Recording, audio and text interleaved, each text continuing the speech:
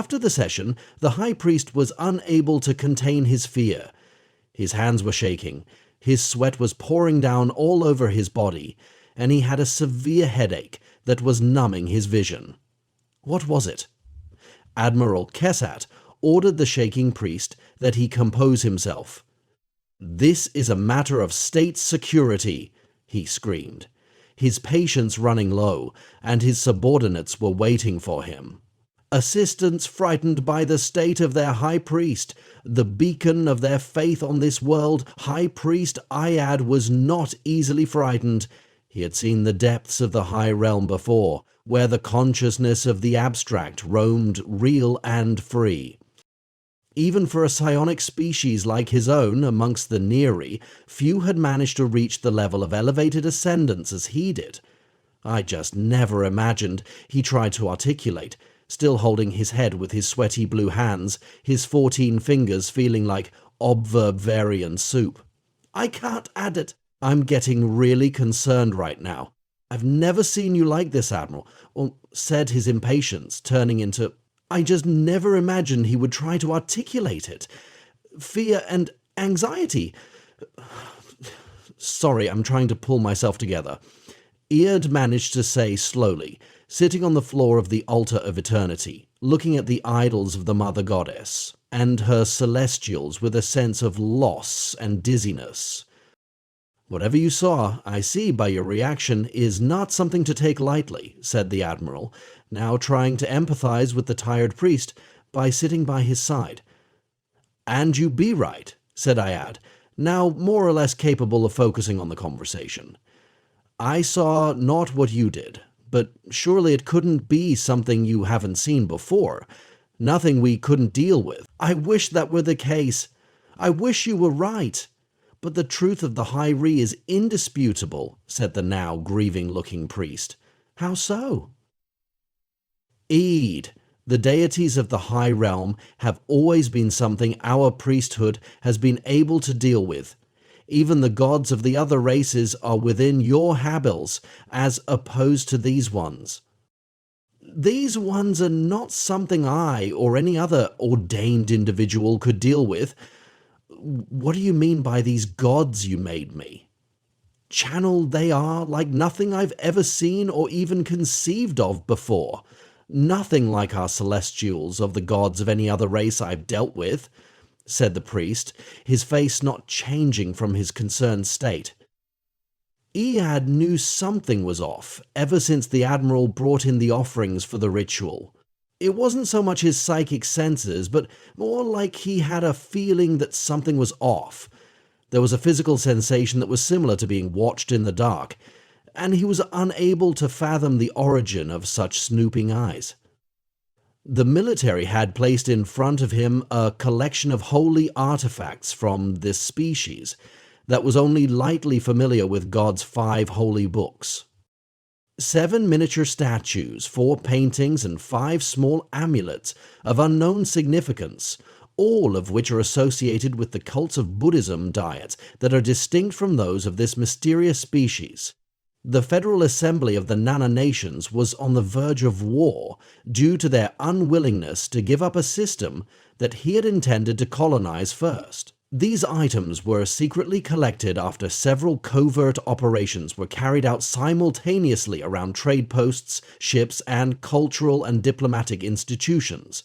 The priest explained that with each touch of their holy relics, my grasp on the high realm was less and less in my control. I was being taken over and detained, and I spiraled around in unknown places and cities of gold. It was difficult to channel them with the institutions of the species, which was already unusual. It was as if I was not worthy of their presence.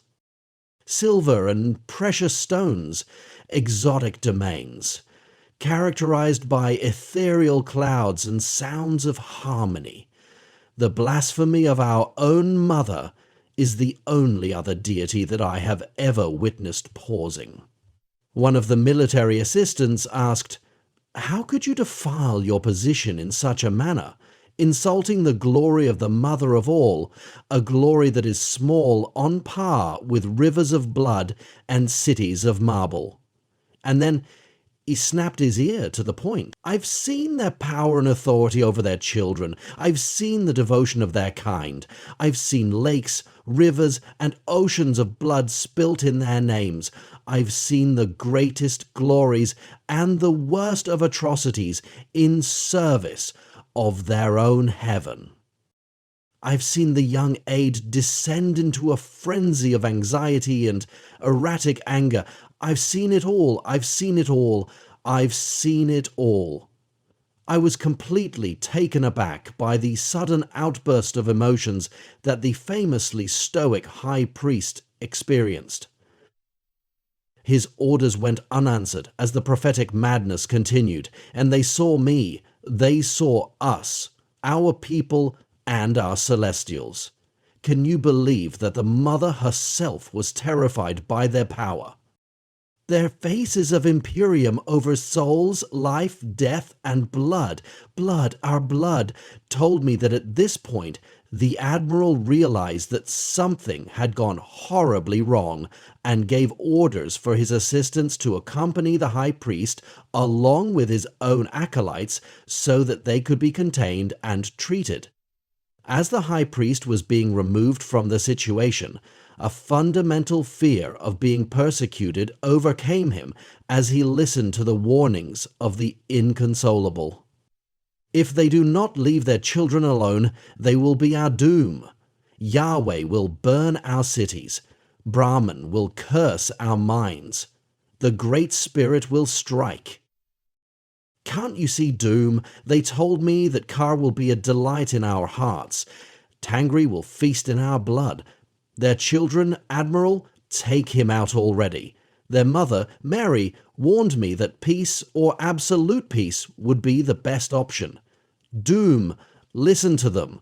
After hearing their warning, the Federal Assembly trusted Ayad, believing that he had never been wrong.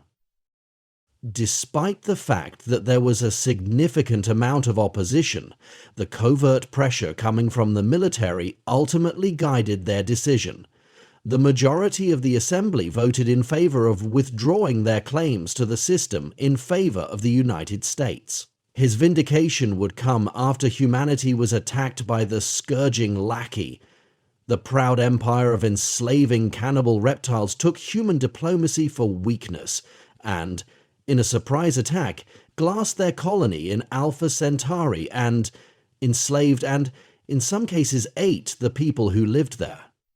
While many people thought that the warnings of the high priest were false, his vindication would come after humanity was attacked by the scourging Laki, survivors of the ancient and cruel empire of monsters that had survived 1,000 enemies and tribulations, finally put to the torch by humanity thirsty for blood and hungry for retribution. The worlds of the reptiles in ruin, their slaves taking revenge, and their armies crushed by humanity who sang praise to their gods for their victories.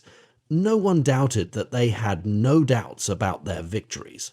At any point in time, not after all of the other priests had heard the gods of the Laki as they screamed in horror and pain at the hands of an unknown foe, with the only image that could be channeled being a human lady who was crying while wearing white and blue robes. In spite of the screams,